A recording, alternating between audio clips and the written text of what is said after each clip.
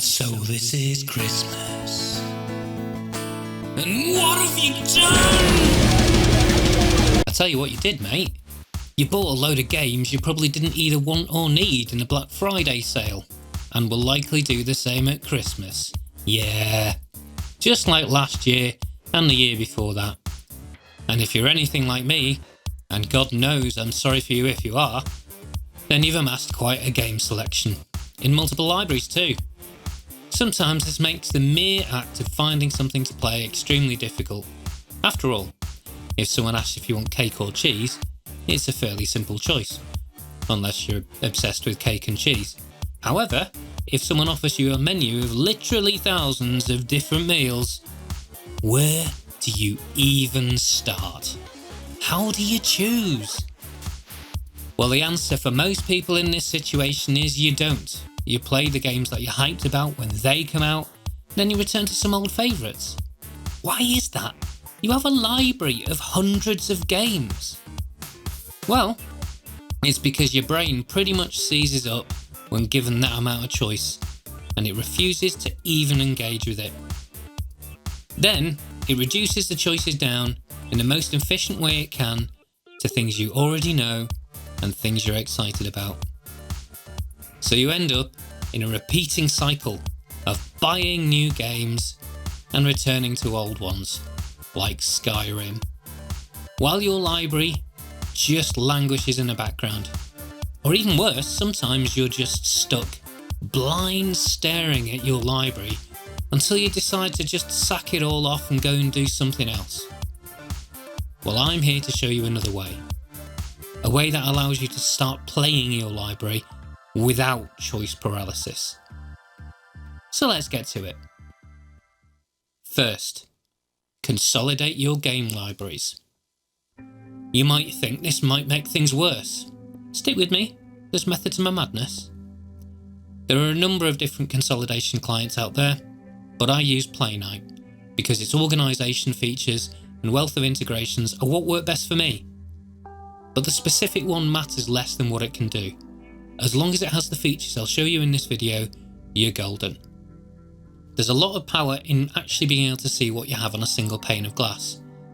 In my case, I have a lot of emulator games, so Jesus Christ. It allows you to track game time for clients that can't do that by themselves as well. The main thing for us though, is the fact that you've got visibility of all your libraries and the advanced filtering we can now do against them. Now we have our libraries all in one place, and advanced filtering, we can use the method I'm talking about. Filter your library to the type of game you want to play, genre, how recent it needs to be, and so on. In this case, because I have emulator games on here, I chose PC as the platform, RPG as the genre, and then I chose anything released since 2019. Then, the most important part, games I've not played. And just to make sure I wasn't looking at total lemon, I chose a critic score of 70 and above. That seems like a reasonable filter to me. Let's go. Now comes the hard part. If you're using Playnite, press on the dice at the top to choose a random game, or whatever is the equivalent for your client. And no matter what it chooses, as long as it's something you haven't played before, you have to play that game. Not only that, but you have to play it for at least an hour before you're allowed to write that game off. In my case, it chose Fellseal Arbiter's Mark, and I looked out because it's a really fun game with a combat system not unlike the Disgaea series. Trusting this part of the system is hard, very hard, because your brain will rebel. You might look at the picture and not like the icon, or you might look at it and go, I don't know what that is. Whatever else, your brain will tell you to stop. Do something else, anything else. Well, tough. Your brain isn't capable of choosing, so it lost its chance. RNG wins. This might turn out to be your favourite game of the year, it might not, but you'll never know if you don't try. When I saw Fellseal Arbiter's Mark turn up as my choice, my heart sank. I saw the generic looking fantasy art, the name, which was meaningless thing, another meaningless thing, and thought, oh God. My brain tried to Alt F4 out of my life, but I stuck with it and swore to give it the hour. As it happens, I looked out and because Fell Seal Arbiter's Mark is actually a really good game, I ended up playing it for quite a lot more than an hour. So, there you go. So why an hour? The answer is simple. It's that dastardly brain of yours again. That feeling of not wanting to play will carry through when you start playing, and your brain will still be telling you to stop. Why should you play this when you have so many other games? Isn't there something better we could be doing? Etc, etc. The first hour is both to shut your brain up and convince it that yes, we're doing this. And also, generally within an hour, you'll get enough of a vibe as to whether this game might be your kind of thing or not. Obviously, adapt the system to yourself. You may need more time, but I absolutely recommend a minimum of an hour. About the only game you can get a vibe for in much less is Space Invaders. And before then, you're just giving into your naughty brain. Naughty, naughty brain. Once the hour is over, if it's good, then great, you've found what you're looking for.